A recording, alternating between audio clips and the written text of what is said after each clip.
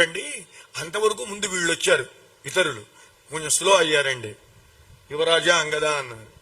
ఏంటి తమను ముందుకు రండి అన్నాడు. ముందు వరుసలోకి రండి. తాత జాంబవంత నువ్వు కూడా ముందు వరుసలోకి రా. ఆంజనేయ అసలు నువ్వేనాయా, నువ్వెక్కడ వెనకంటే ఎట్లాగా అని. కుదరదు, ఇక్కడుంటా అక్కడుంటా అంటే కుదరదు, రా ముందుకి. వీళ్ళ ముందు పెట్టుకుని అంగదుడిని ఆంజనేయ స్వామిని ముందు పెట్టుకుని వాళ్ళందరూ కూడా వచ్చారండి. వచ్చేసేసి ఆ ముందు దిగారు. అందరూ దిగారు, చేతులు జోడించారు. జై శ్రీరామ, జై జై శ్రీరామ అన్నారండి.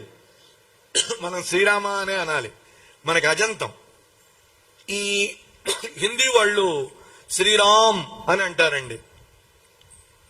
పాపారావు గారు మా అమ్మగారికి కుర్చీ వేయండి.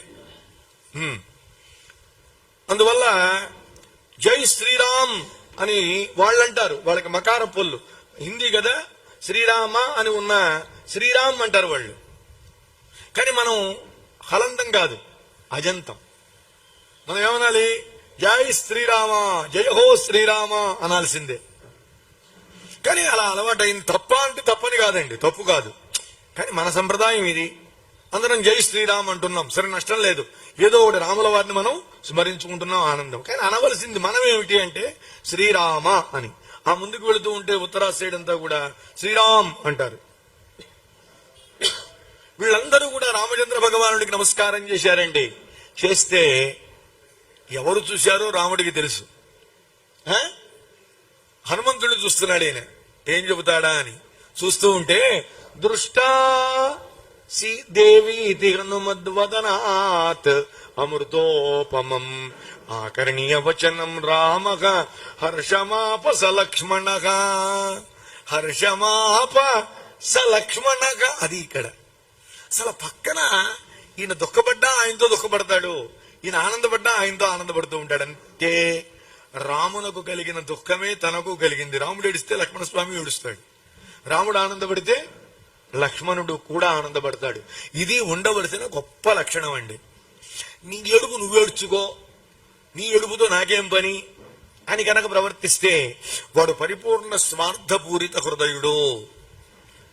ఎవరి ఏడుపు కాదండి, తన సొంత అన్నగారు.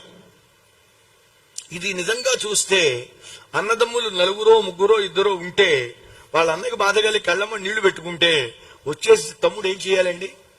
అన్నా నీ వెనక పుట్టిన నేనున్నాను. ఎందుకు అంటున్నానంటే అన్నయ్య కొంచెం పెద్దవాడు కనుక అయినట్లయితే వీళ్ళు ఎత్తుకు పెంచుతాడండి. మా తమ్ముడు మా తమ్ముడు మా తమ్ముడు ఎక్కడికి పోయినా భుజాన్ని ఎక్కించుకుని మా తమ్ముడండి మా తమ్ముడండి. అటువంటి అన్న బాధల్లో ఉంటే ఏ రకంగానే కావచ్చండి. నువ్వు వెళ్ళి ఎంత భరోసా ఇవ్వాలి, ఎంత ధైర్యాన్ని చెప్పాలి, ఎంత కృతజ్ఞత చూపించాలి. నువ్వు చూపించలేవు.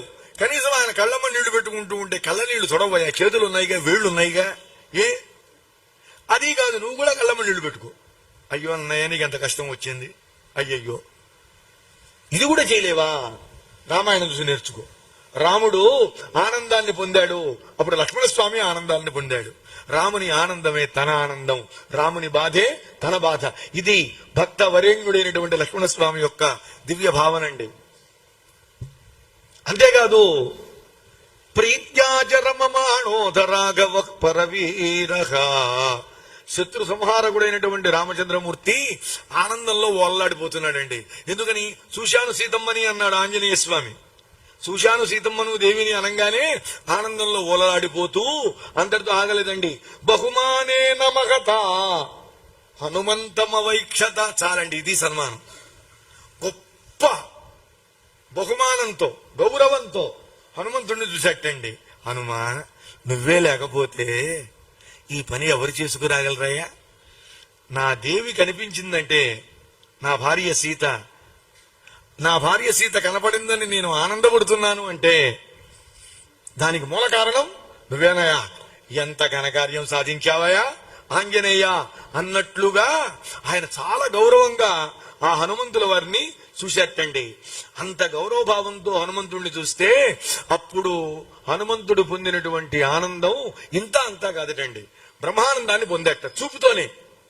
చూపుతో పొందుతారా అని అనుకోవద్దండి. చూపుతో ఈ చూపులకు ఎన్నో లక్షణాలు ఉన్నాయి, రకరకాల చూపులు. చూపుల్ని బట్టి మనం కనుక్కోవచ్చు అవతల వాళ్ళ మనస్సులో భావన ఏ భావనతో చూస్తున్నాడో. ఇప్పుడు ఈయన మనస్సులో ఏ భావం ప్రస్ఫుటంగా ఉంది, ఏ రసం పెళ్ళుబుకింది, ఇది కూడా తెలుస్తుందండి చూపుల వల్ల. అందువల్ల రాముల వారి చూపులో ఇంత గౌరవం ఉంది కాబట్టి రాముల వారి గౌరవానికి పాత్రున్నయ్యాన్ని పరమానందాన్ని పొందాడు. పొందితే ఈ వానరులు వెనకాలన్నారే అన్నాడు. వెనక్కిళ్ళు నుంచున్నాడు పాపం ఆంజనేయుడు. వీళ్ళంతా ముందుకు వచ్చారండి, వానరులు అందరూ కూడా ముందుకు వచ్చారు. ముందుకు వస్తే వీళ్ళు ఊరుకోకూడదు. రామచంద్ర సీతమ్మ లంకాపట్టణంలో ఉంది, వీళ్ళు చూడాల కథ విన్నారుగా చెవులతో, వీళ్ళు చూసినట్టుగా మాట్లాడుతున్నారండి. చూసినట్టే, అసలు చూసిన వాడేమో చూశానన్నాడు, చూడని వాళ్ళు మాత్రం ఎక్కువ మాట్లాడుతున్నారు. విషయం బాగా తెలిసిన వాడు ఎక్కువ మాట్లాడాడు, తెలియని వాడు అధికంగా మాట్లాడుతూ ఉంటాడు. చాలా జాగ్రత్తగా మాట్లాడాలి. ఇప్పుడు రామాయణం చెప్పేటప్పుడు కూడానండి చాలా జాగ్రత్తగా చెప్పాలండి, ఊళ్ళు దగ్గర పెట్టుకుని చెప్పాలి.